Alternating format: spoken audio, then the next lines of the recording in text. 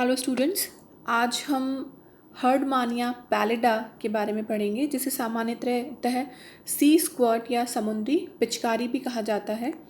Herdmania phylum Chordata का सदस्य है। इसको कॉर्डेटा में रखा गया है क्योंकि इसमें गिल स्लिट्स पाई जाती हैं, साथ ही में इसमें नर्व कॉर्ड पाई जाती है। जैसा कि हमने पहले कॉर्डेटा के 3 मुख्य लक्षण पढ़े थे, गिल स्लिट्स, नर्व कॉर्ड और नोटोकॉर्ड की उपस्थिति। लेकिन यहाँ पे जो वयस्क हर्डमानिया है उसमें केवल गिल स्लिट पाई जाती है और नर्व कॉर्ड पाई जाती है, जबकि इसकी लार्वल अवस्था के अंदर नोटोकॉर्ड की उपस्थिति देखी गई है। इसीलिए इसे पूर्णतः कॉर्डेटा का सदस्य माना जाता है। यह समूह एक्रेनिया में रखा गया है, जिसे हम प्रोटोकॉर्डेटा भी कहते हैं। एक्रेनिया शब्द का अर्थ है बिना सिर वाला, और यहाँ जो दूसरा टर्म यूज़ किया गया है प्रोटोकॉर्डेटा, उसका अर्थ है कि निम्न कॉर्डेट प्राणी।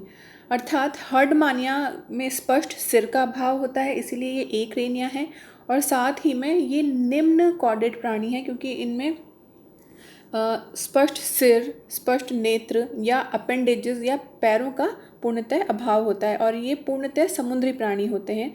ये या जिन्हें हम कह सकते हैं कि ये निम्न कॉर्डेट हैं। इसका उपसंग है यूरोकॉर्डेटा या ट्यूनिकेटा। यूरो का अर्थ होता है टेल या पूंछ, और कॉर्डा का अर्थ है कॉर्ड। यहाँ पे कॉर्डा का अर्थ नोटोकॉर्ड से है। इसका अर्थ ये है कि इसका जो लार्वा होता है उसमें पूंछ की संपूर्ण लंबाई में नोटोकॉर्ड उपस्थित होती है। इसके साथ ही ट्यूनिकेटा, क्योंकि इस हर्डमानिया का जो संपूर्ण शरीर है उसके ऊपर एक विशेष प्रकार का आवरण पाया जाता है जिसे हम ट्यूनिक कहते हैं, इसीलिए इसके उपसंग का नाम यूरोकॉर्डेटा या ट्यूनिकेटा है। जब भी आप ये टर्म्स याद करें तो आपको ये लक्षण साथ में याद होना ज़रूरी है, जिससे कि आप इन्हें समझ पाएँ। इसके अलावा हर्डमानिया का जो संघ है वो है एसिडिएसी। एसिडिएसी संघ के प्राणियों में असंख्य गिल स्लिट्स पाई जाती है तथा ये ससाइल होते हैं, अर्थात स्थानबद्ध होते हैं। ये समुद्र में चट्टानों से चिपके हुए पाए जाते हैं, या हम ये कह सकते हैं कि ये गतिशील नहीं होते हैं। इनकी जो वयस्क अवस्था है वो गतिशील नहीं होती है, जबकि जो लार्वा अवस्था है वो स्वतंत्र प्लावी होती है, आराम से समुद्र में तैरती है, और उनकी पूंछ के अंदर पूरी लंबाई में नोटोकॉर्ड उपस्थित पाई जाती है। अब अगर हम हर्डमानिया के आवास और स्वभाव की बात करें तो यह पूर्णतया समुद्री प्राणी है। हर्डमानिया पूर्णतः समुद्री प्राणी है और एक्सक्लूसिव मराइन होने के कारण सिर्फ और सिर्फ समुद्र की तलहटी में मिट्टी में धंसे हुए या चट्टानों से संलग्न पाए जाते हैं।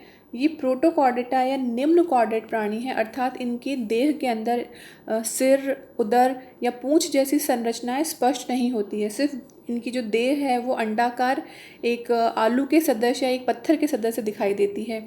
ये एकल अवस्था में पाए जाते हैं और इनमें अशन या भोजन प्राप्त करने की जो विधि है वो फिल्टर फीडिंग टाइप की होती है।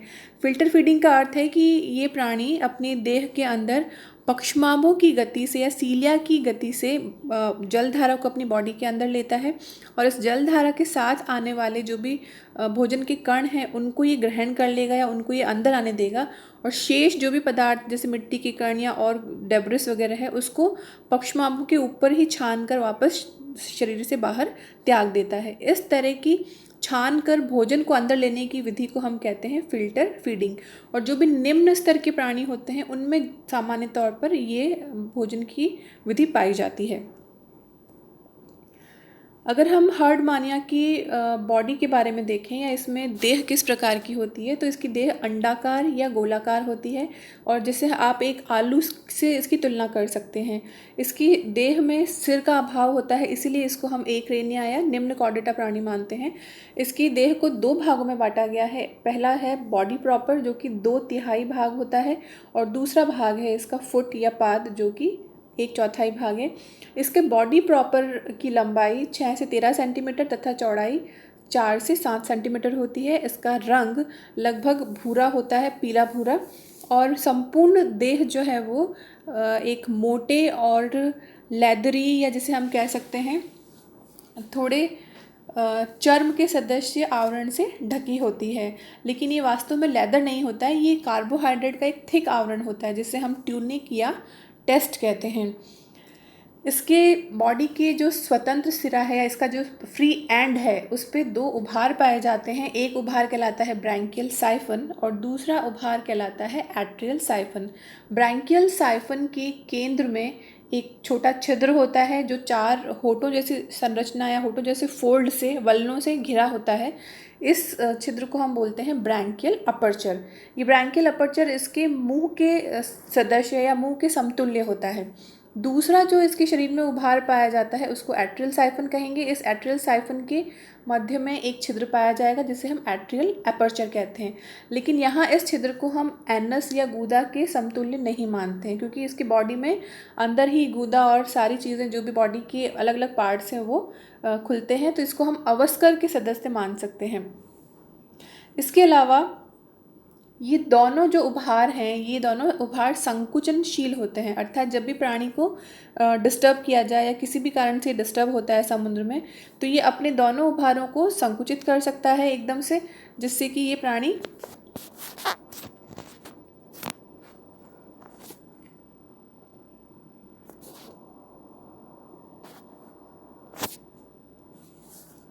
दोनों उभारों को संकुचित कर सकता है, जिससे कि ये प्राणी अपने आकार में थोड़ा छोटा हो जाता है और साथ ही में इन दो छिद्रों से जल की धारा को बाहर की तरफ ज़ोर से निकालता है, जैसे पिचकारी से निकाला जाता है। इसी कारण से इस प्राणी का नाम समुद्री पिचकारी या सी स्क्वर्ट भी रखा गया है। अब इसके बॉडी के दूसरे पार्ट की हम बात करते हैं, जिसको हम फुट कहते हैं। फुट बॉडी के नीचे का भाग है और ये पूर्णतः टेस्ट या ट्यूनिक से बना है, अर्थात ये पूर्णतः चर्मिल जो आवरण है इसके ऊपर सिर्फ और सिर्फ उससे बना होता है। बॉडी के पूरे के ऊपर जो भी टेस्ट प्रेजेंट है इसका स्रवण अंदर की तरफ एक लेयर होती है जिसको हम मेंटल कहते हैं, उसके द्वारा होता है। तो ऊपर का जो भी टेस्ट है वो लगातार घिसता रहता है बाहर की वातावरण में लगातार क्रिया करने से, और ये अंदर से भीतरी ओर से लगातार इसका स्रवण होता रहता है।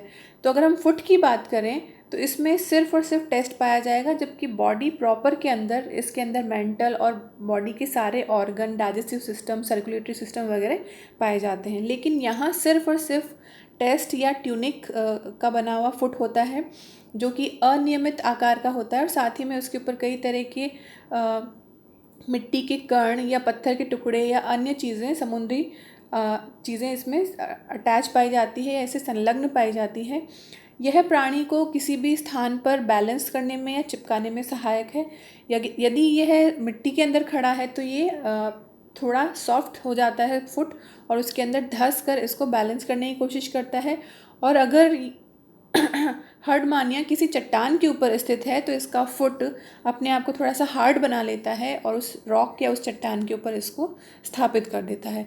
इस तरह से आज हमने हर्डमानिया की मॉर्फोलॉजी या बाह्य संरचना पढ़ी है और नेक्स्ट चैप्टर में, नेक्स्ट स्लाइड में हम इसका डाइजेस्टिव सिस्टम पढ़ेंगे। Thank you.